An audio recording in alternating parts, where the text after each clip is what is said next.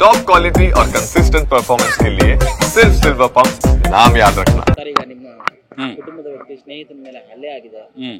ಆದ್ರೆ ನಿಮ್ಮ ಇವನ್ ಮೇಲೆನೆ ಅವ್ರು ದೂರು ಕೊಟ್ಟು ಈಗ ಅರೆಸ್ಟ್ ಮಾಡಿದ್ದಾರೆ ಪೊಲೀಸ್ನವರು. ಏನಿಲ್ಲ ಸರ್, ಇದು ಎದುರುಗಡೆ ನೋಡಬೇಕು, ಕಣ್ಣಾರೆ ನೋಡಬೇಕು ಏನು ನಡೆದಿದೆ ಅಂತ. ಬೆಳಿಗ್ಗೆ 6:30 ನಡೆದಿರೋದು, 6:30 ನಡೆದಿರೋದು ಅಲ್ಲೇ ಮುಗಿದೋಗ್ಬೇಕಾಯ್ತು, ಮುಗ್ದಿಲ್ಲ. ಮತ್ತೆ 3 ಗಂಟೆಗೆ ಬಂದು ಕಂಪ್ಲೇಂಟ್ ಇಲ್ಲಿ ಅವರು ಯಾರು ವಿಂಗ್ ಕಮಾಂಡರ್ ಅವರು ಹೆಂಡ್ತಿ ಕಂಪ್ಲೇಂಟ್ ಕೊಡ್ತಾರೆ. ಇಲ್ಲಿ ಕಂಪ್ಲೇಂಟ್ ಕೊಟ್ಟಾದ್ಮೇಲೆ 4 ಗಂಟೆಗೆ ಹೋಗಿ ಅವ್ರನ್ನ ಕರ್ಕೊಂಬರ್ತಾರೆ.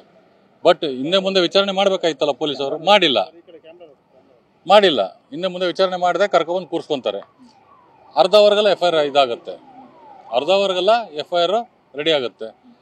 ಬಟ್ ಅದೇ ಅವ್ರು ಕರೆಕ್ಟಾಗಿ ನೋಡಿದಿದ್ರೆ ಅವ್ರ ಮೇಲೆ ಒಂದು FIR ಮಾಡ್ಬೋದಾಯ್ತು. ಹೊಡೆದಿರೋದೇ ಅವರು, ಇನ್ಯಾರು ಅಲ್ಲ, ಹೊಡೆದಿರೋದೇ ವಿಂಗ್ ಕಮಾಂಡ್ರು.